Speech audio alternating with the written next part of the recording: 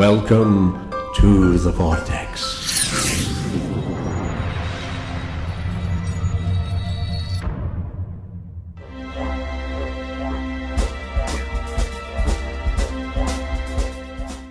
Good afternoon. My name is Dr.MattieKlare. Welcome to my show. Welcome to the Vortex. Today we have our very special guest, Christina Breese.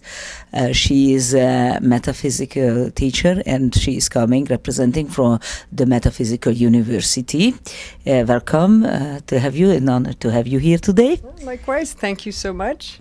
Thank you. We met before for a couple of minutes, and Christina showed me her brochure from the school, and that was so interesting because years ago, so that was my personal immediate, wow, I have seen this before and I'm so interested in this, and never time, of course, to many things that we would like to do in life. So I thought, wow, now it's coming back to me.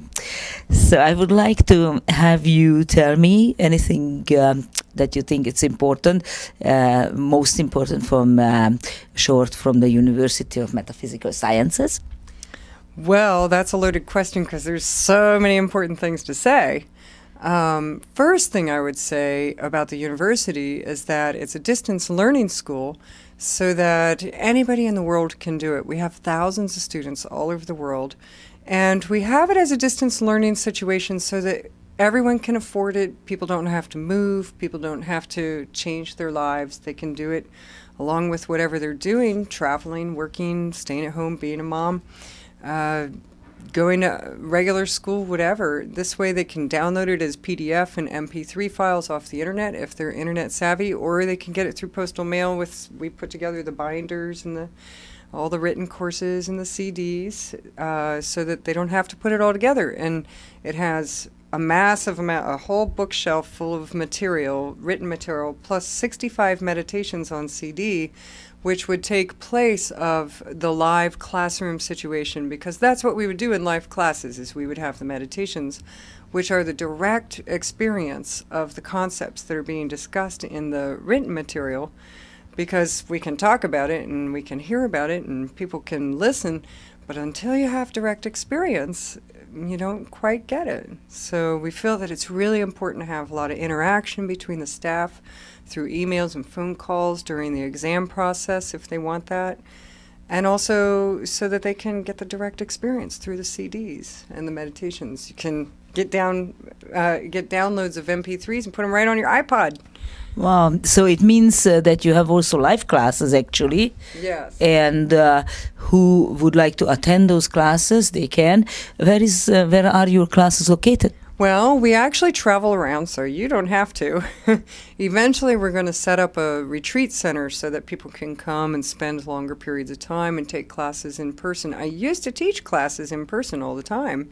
For 20 years, I taught aura viewing classes, lucid dreaming, psychic skills, chakra energy, all these classes, and they're so fun to do live.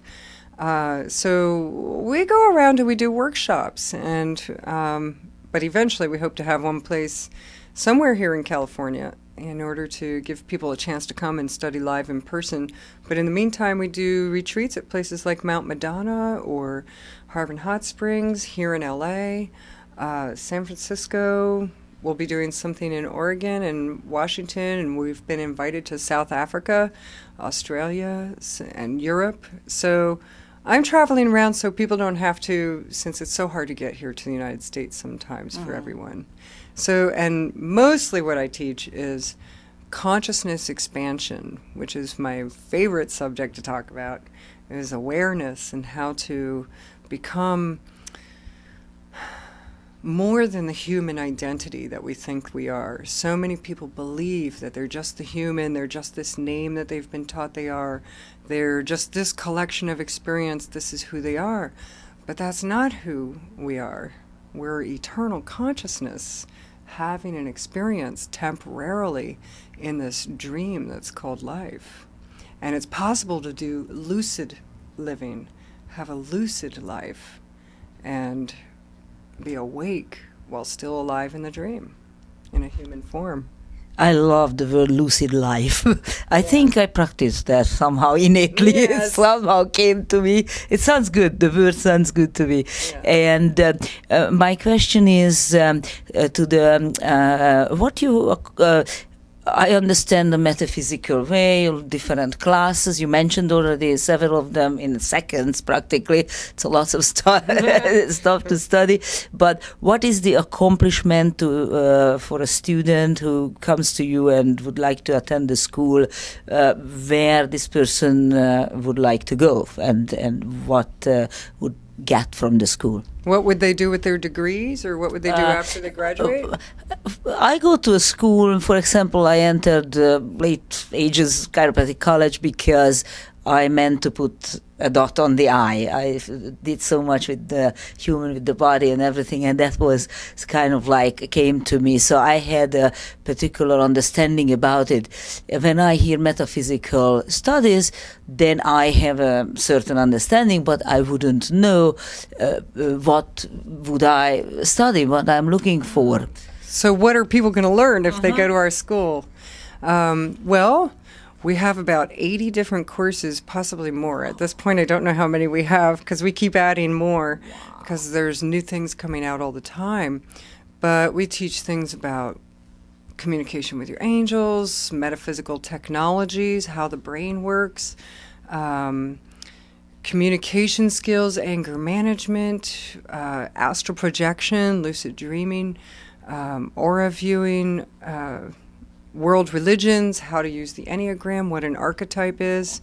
It's a lot of divination systems. Oh gosh, I can't list them all. Endless possibilities. So it sounds good to me. So, and you mentioned you teaching over 20 years. Mm-hmm. Are you one of the founders of the school? You are pretty young for me for teaching 20 years. I like it. I'm not as young as I look. I'm 42, going on 43. All right. But meditation, they say, is good for maintaining your youth. I just wanted to say, definitely metaphysics keeps young, looks like. I like to think so. A little exercise and healthy eating helps along the way, too. And traveling, living a lucid life. Yes, living a lucid life and realizing who you are and that it's a temporary experience as you're passing through.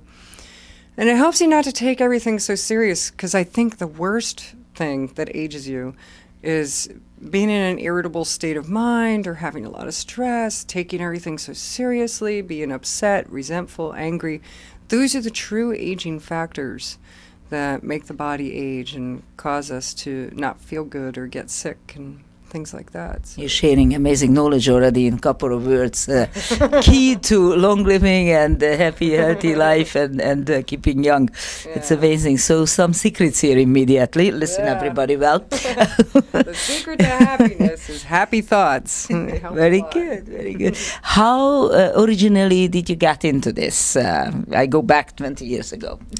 Well, I was always spiritually focused. When I was brought up, I have my mother to thank for that, really. My mother is very into Christianity, and I was brought up with Christian teachings and wanting to pursue the spiritual teachings of being a good person and doing the right thing and discovering the truth of the universe. And it kind of needed to expand beyond the Christianity. During my teen years, I started feeling, well, this doesn't feel like the whole picture. This doesn't feel like everything. And then I embarked on self-study of world religions and trying to find out, well, what's the common factor in all these religions? Because I felt like no religion was the only way to God, that there was only one path. And there was some sort of, I don't know, innate wisdom in there that just said, there's some truth in every religion, and I want to find out what it is. And it just seemed there was something deeper that I wasn't getting that I wanted to know. And so it started me on a spiritual path. And then, of course, the first astral projection really made me hot for finding out, wow, this is serious. You can have experiences outside the physical body. And so that was sort of like the carrot dangling in front of the horse that kept me on the spiritual path to find out more and more and more. And came the meditation, came the self-inquiry,